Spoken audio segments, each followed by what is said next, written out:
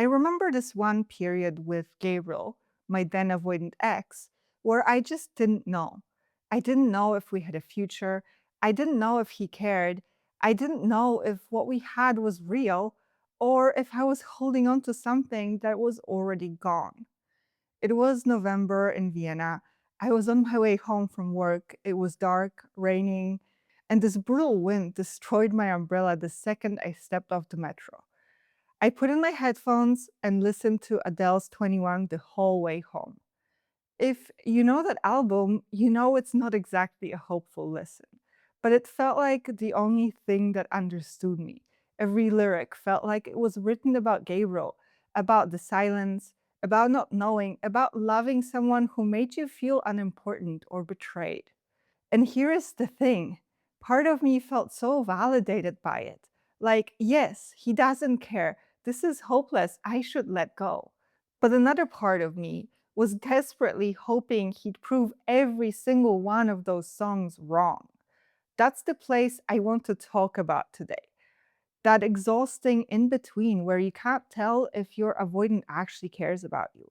Because if you've ever been there, you know it's one of the loneliest feelings in the world.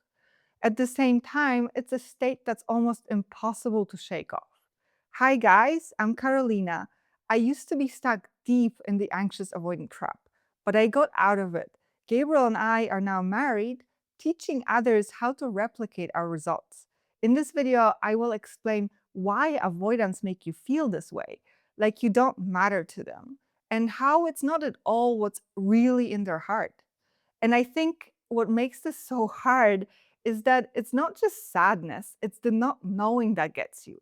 Because when you don't know if someone cares, your mind can't rest. You're constantly scanning, constantly interpreting, constantly trying to remember all the details, read every silence. All this in the hopes that you'll finally get a clear answer.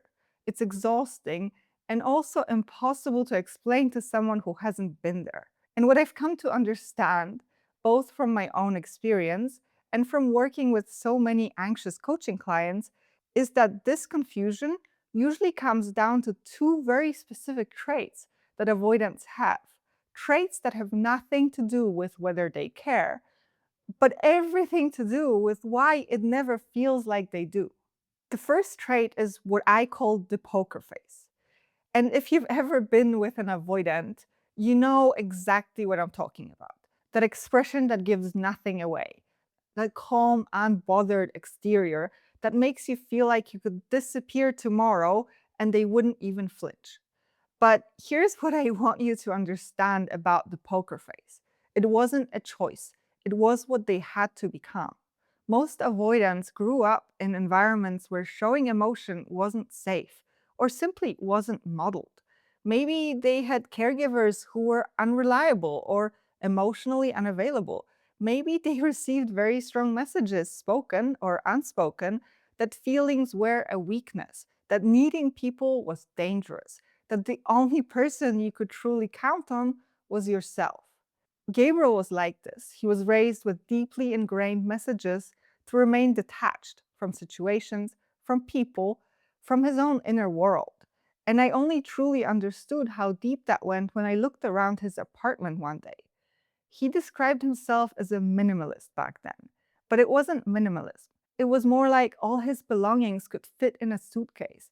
He was always ready to leave, like getting too attached to a place or a person was a risk he wasn't supposed to take. It's not indifference, it's conditioning. So deep, it feels like personality.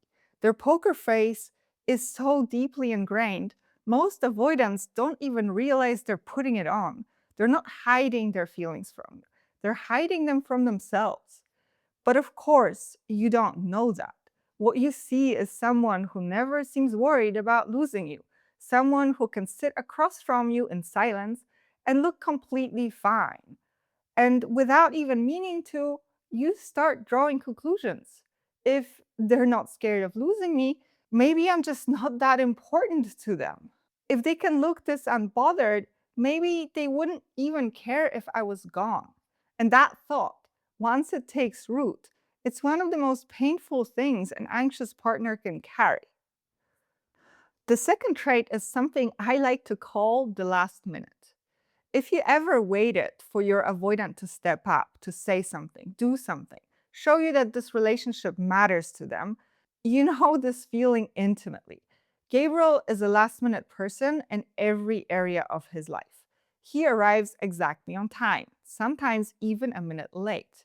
Very un Austrian, as I used to joke, because Austrians usually arrive 5 minutes early, even to parties. If Gabriel had a work deadline, he'd be perfecting things right up until the final moment. Cover letters, job applications, projects, all of them finished in the last possible second. It's just how he operates. And in our relationship, it was exactly the same. He wouldn't step up until I reached my absolute limit, until I said, I can't take it anymore. We went through breakups. He'd end things, then come back, then end things again. And each time, I'd be the one absorbing the uncertainty, the pain, and the not knowing. Until one day, I decided I wasn't doing this anymore. I wasn't taking him back.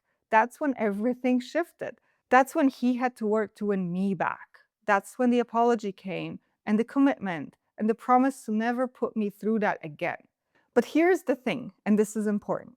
He wasn't doing any of this deliberately. He wasn't strategically waiting to see how much I could take. It's more like he was under a spell he couldn't break. Avoidants genuinely struggle to access what they feel and what they want until the threat of loss becomes completely real, until the very last minute. The problem is, by the time the last minute arrives for them, you've already been through the entire cycle, the waiting, the interpreting, the spiral, your confusion. By the time they finally step up, you've already decided they don't care. Their care arrives, but it arrives too late to feel like care. By then, it feels almost extracted by force. And that's what makes this trait so painful. It's not that they don't care, it's that you can never feel it until you've already given up on them. So let me tell you what I know to be true about avoidance, not from theory, from living it, and from working with countless anxious partners who have been exactly where you are. Avoidants get deeply attached, more than you might believe possible looking at that poker face, more than they themselves are even aware of. They feel things, they just can't reach them. And when they lose you, it doesn't bounce off, it devastates them. The tragedy is that it often hits them when it's already too late, when you walked away, when the last minute has passed. The poker face and the procrastination, these aren't signs that they don't love you. They're very things that sabotage their chances of keeping you. They're under a spell, and left to their own devices, they can't break it. But here's what changed everything for me with Gabriel. You can help break it. Not by being more loving, not by being more patient, not by making yourself smaller and easier to be with. The opposite. Avoidants need your real, raw reactions, not just the loving ones. They need your anger, your disappointment, your hurt. They need to see that you are a person with real feelings who will not wait forever. That's what breaks the spell. It's what allows them to feel all the feelings that have been buried. And it gives them the urgency to act right away. It was true for Gabriel, and it's been true for countless avoidants I've spoken to over the years. You're not crazy for believing your partner cares. You're not delusional for staying or giving them another shot. The love is there, it's just trapped. And you have more power to unlock it than you think. But to do that, you have to break your own curse first. The curse of people pleasing, of softening your reactions to keep the peace, of showing only the parts of yourself you think they'll accept. Because that's what's preventing your avoidant partner from realizing just how much they care about you. You're both stuck in this limbo, in the in between, worrying and waiting.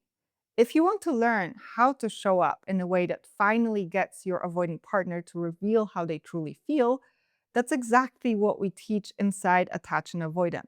The link is in the description. Check it out for more hands-on tips. And if you want to hear Gabriel's side of this story, check out our newest podcast episode. That's where we dive even deeper into this topic.